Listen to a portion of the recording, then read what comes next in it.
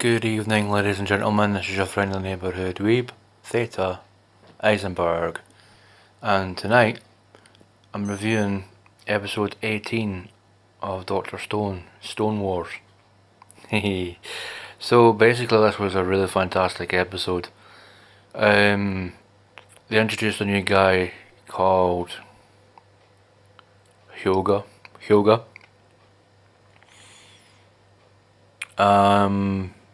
Basically, they were setting the stage for like future battles, if you will.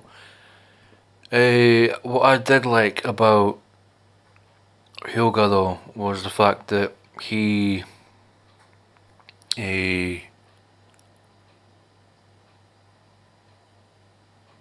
wasn't like your villain of the week, if you will. Like, I've got this powerful weapon, I'm finished by the end of the episode. He technically was finished by the end of the episode, but what actually happened was Mentalist, as I'm gonna call him until I learn his proper name, Gen. He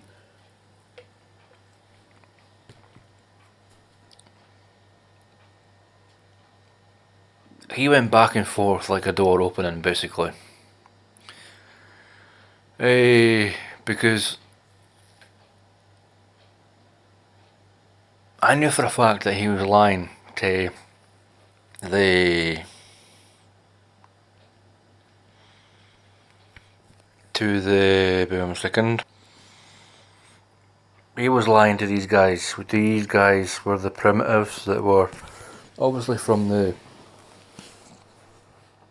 kingdom of, what do they call it? They called it the Kingdom of Might. These are your standard pawns, basically. They're they're basically seen as numbskulls, basically, because they didn't know how to properly use their head, because they were easily swayed to the point that they were tricked into going into a surprise attack, because Senku was standing in the middle of the bridge and it made it look like, because the storm was happening, it would blow the fuse out on the little bombs that he made. And he acted the part well. He was like, oh no, and let these numbskulls obviously kinda see that he was like, he didn't know what to do. But as soon as these numbskulls got halfway across the bridge, well, not even halfway across the bridge, Magma, Genro, Kohaku, the other guard guy that's now got glasses so he can see properly, they all jumped up from underneath the bridge, which was pretty cool, to show off their katanas. Because what it basically showed was, it showed how they made it after they showed them. So basically it showed the group jumping up from underneath the bridge and striking their bamboo weapons with really sharp swords, the katanas. But it did a flashback as well to show how they made them, which I'm actually quite pleased they did, because some of these animes, they show you the hero or the group of heroes, they get this power and then that's it. They don't show you how they came to do it. But with Dr. Stone they do, and I'm actually quite pleased that they did. This was before the battle started. Can't remember the guy with the brown hair's name, but obviously anybody watching this video will know his name. He said to Genro to go back to the village to let them know that the bad guys are there. And he also said that you need to, if there's no way of me winning against these guys, you need to cut the bridge down with me on it so they can't get to the village. And of course Genro didn't want to do that, because it came to the point where the brown haired guard right here was facing this guy here, Hoga, Can't pronounce his name properly, bear with me a second. Hyoga. I'm actually quite pleased that there's actually a villain now that actually thinks about what he's doing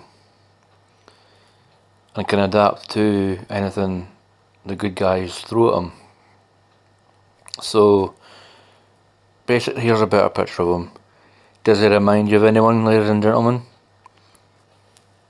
He reminds me of that guy from Bleach with the smiley eyes, Gin Ichimaru.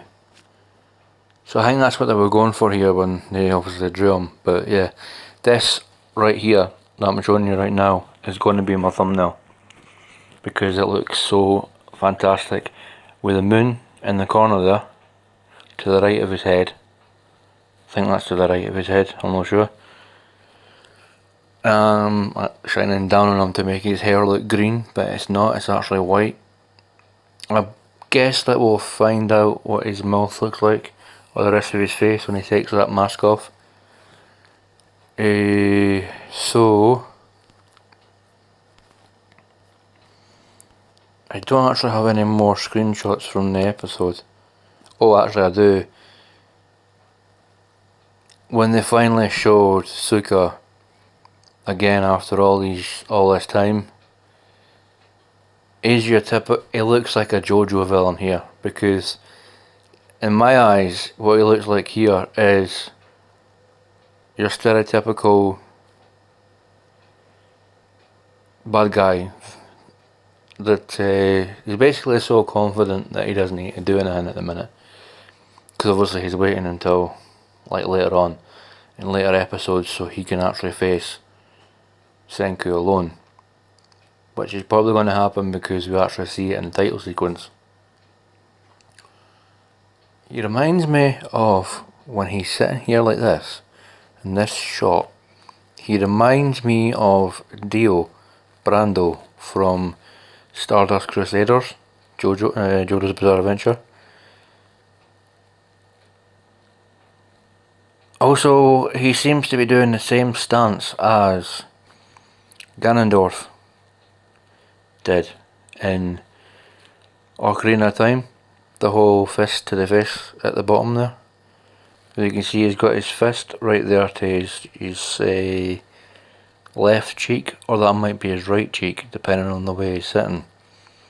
But the standard Ganondorf pose. So basically I'm saying he looks a bit like Ganondorf with that pose, but also he looks all mysterious like Dio Brando did. I'm finding in this anime that there's a lot of hints that if you look at them closely and believe that they're there, then this is clearly a JoJo reference for Dio, obviously. Yeah. Yeah, so fantastic episode. Sorry to repeat myself, like, but anyway, you should really yeah. I'm stuttering here, bear with me a second. Okay, you guys and girls watching this right now should watch this episode because it ticked all the boxes for a fantastic episode leading up to bigger things. Now, episode 19 is going to be called To Modernity.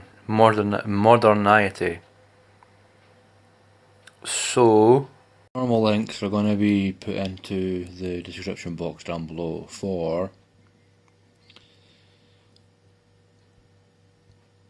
Chibi Review's review of this episode.